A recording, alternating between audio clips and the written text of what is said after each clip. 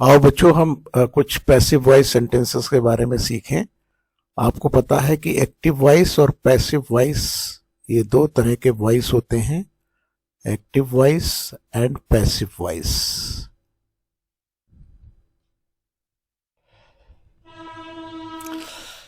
हम हिंदी के माध्यम से इनमें क्या अंतर है और इसको इंग्लिश में कैसे लिख सकते हैं वो रूल्स हम समझेंगे। तो पहले तो एक्टिव वॉइस की बात करते हैं। एक्टिव वॉइस में पॉइंट आपको ये याद रखना है कि जो सब्जेक्ट होता है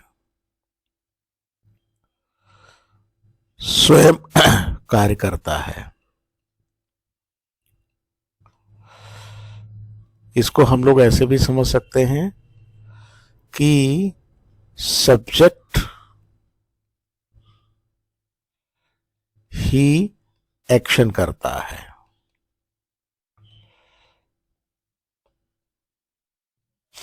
उदाहरण देखिए इसका,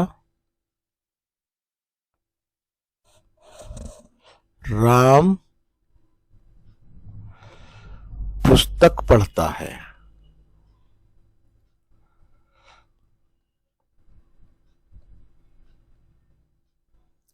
इसमें सब्जेक्ट क्या है? राम। सब्जेक्ट क्या है? राम। और वर्ब क्या है? रीड।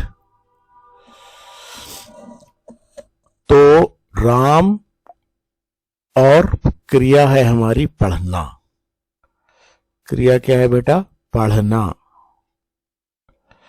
यहां पढ़ने का काम कौन कर रहा है? राम कर रहा है, इसलिए ये एक्टिव वॉइस है।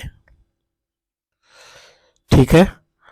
और पैसिव वॉइस में अगर हम देखें तो यहां पर क्या है? यहां पर सब्जेक्ट स्वयं कार्य नहीं करता, स्वयं कार्य नहीं करता,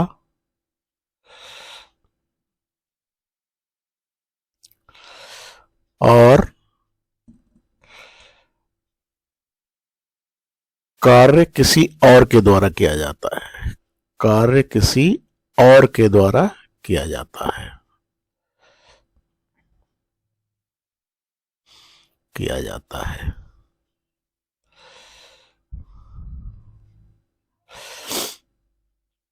उदाहरण देखिए इसका।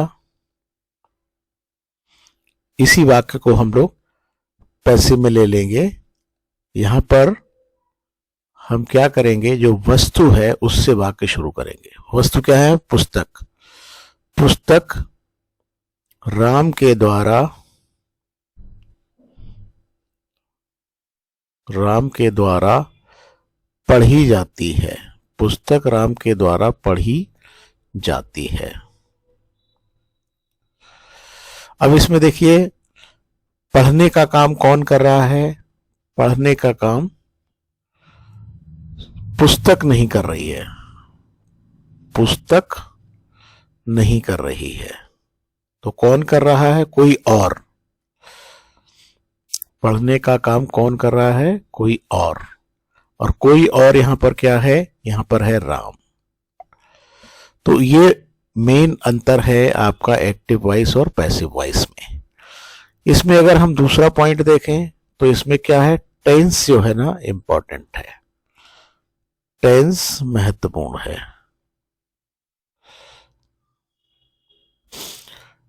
एक्टिव वॉइस में क्रिया हो भी सकती है, क्रिया हो भी सकती है और नहीं भी हो सकती है,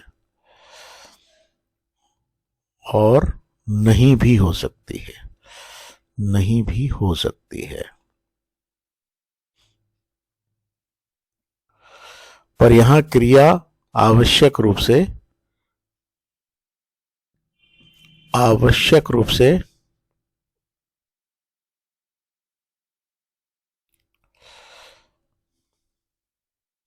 वाक्य में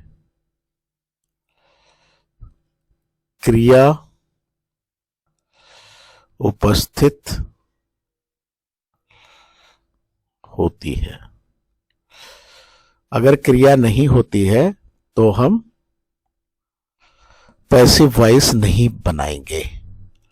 ये बड़ा इंपॉर्टेंट पॉइंट है क्रिया का होना आवश्यक है, और क्रिया यदि नहीं है तो फिर हम पैसिव वॉइस नहीं बनाएंगे और नहीं होगा उसका पैसिव वॉइस।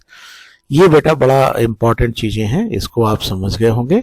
अब हम इंग्लिश में कैसे लिखते हैं ये हम अगले वीडियो में बताएंगे। धन्यवाद।